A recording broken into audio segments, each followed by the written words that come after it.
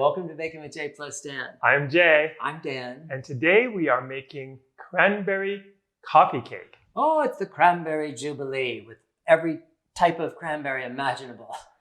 It's got a layer of cranberry through the middle and a nice brown sugar crumble on top. It's decadent and delicious. This is also a great way to use up all that extra cranberry sauce, but you can also make it from scratch. I have here 1 cup of frozen cranberries whole, along with a 1/4 cup of dried cranberries, the zest of 1 orange, along with that juice of the 1 orange, and 2 tablespoons of honey.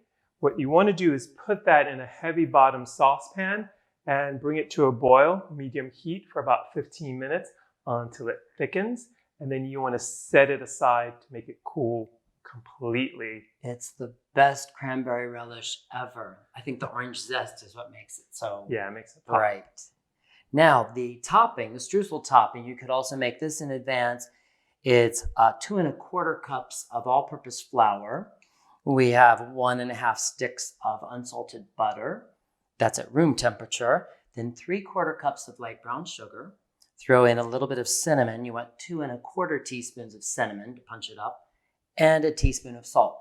I like to throw it in a Ziploc bag and then just massage it by hand, not to overwork it, but it comes into this nice chunky crumble. And for this particular recipe, we're going to use about half of that recipe. 1 1/2 to 2 cups is what we'll use here. The remaining streusel can go in an airtight container and be used on muffins or however you want to incorporate it later. Yay! So now it's time to start the cake. In my mixer, I already have 1 stick of butter. Make sure it's unsalted, room temperature, along with 1 cup of sugar. So you're going to beat that with the paddle attachment for about 3 to 5 minutes until it's nice and fluffy. After that, our next ingredient, 2 whole large eggs. So add them 1 at a time.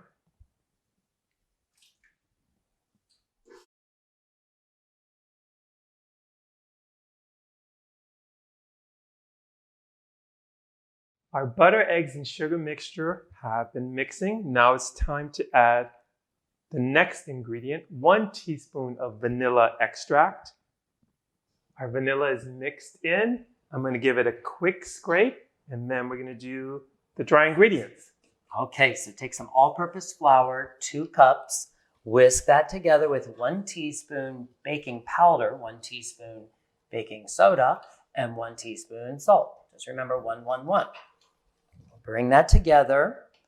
When we add the dry ingredients, we'll mix that alternating with 1 cup of sour cream. So we'll start and end with the dry.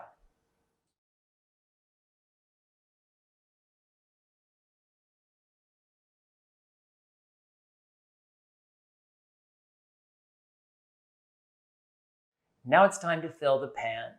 Our cake mixture is ready. It's going to be fairly thick because you need something to stand up to that layer of cranberries. So what you want to do is just take 2/3 of the batter and line the bottom of your pan. So we have a 9-inch tube pan. It's buttered. We dropped a layer of parchment paper in the bottom. And also the bottom of the pan releases like your standard angel food cake pan.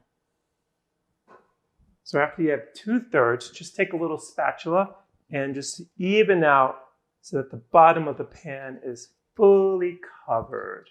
So once the bottom of the pan is completely covered, you take that delicious cranberry and we'll make a little trough through the middle, kind of spread it out, just dot it through. If you're using just the whole cranberries, you could do that and just send them through the middle here. You don't want them too close to the edge of the pan or they'll end up burning and sticking. Ooh, it looks like a little cranberry wreath in the bottom of the pan. So there's lots of space on either side for the remaining batter to cover the cranberries completely.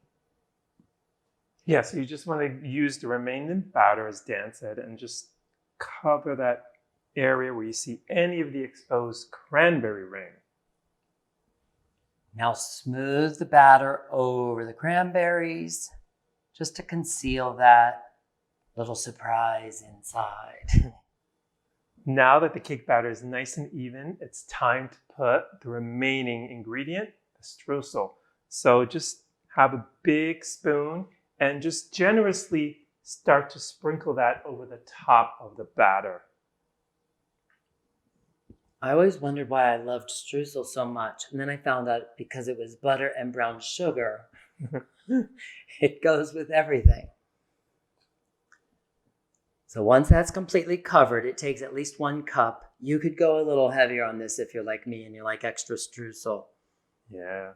The cake goes into the oven, preheated at 350 degrees, bakes for at least 45 to 50 minutes. Check it that the cake tester comes out nice and clean. Then you bring it onto a cooling rack for 15 minutes. Let it cool in the pan. And then you flip it out. It'll be crumb side down, so when you first bring it out, let it release from the pan and then turn it back over so the crumb coating is on top and looks delicious. Just making sure that the streusel is evenly distributed on the top, and then we can pop that in the oven. So it's time to taste the coffee cake.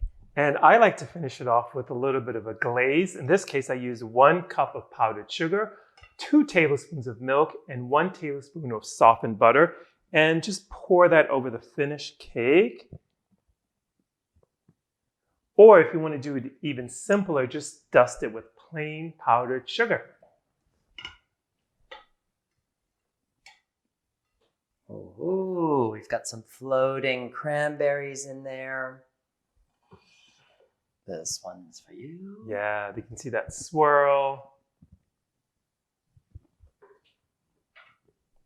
This is the best with coffee in the morning, with coffee in the afternoon. The thing I love about this is the cranberry lends a nice tartness, and it balances with all the sweetness of the topping and the icing. Oh, you have to give this a try. It's fabulous, morning, noon, or night. Thanks for watching. This has been Baking with J plus Dan. Please always remember to subscribe, share, like, and don't forget, ring that bell.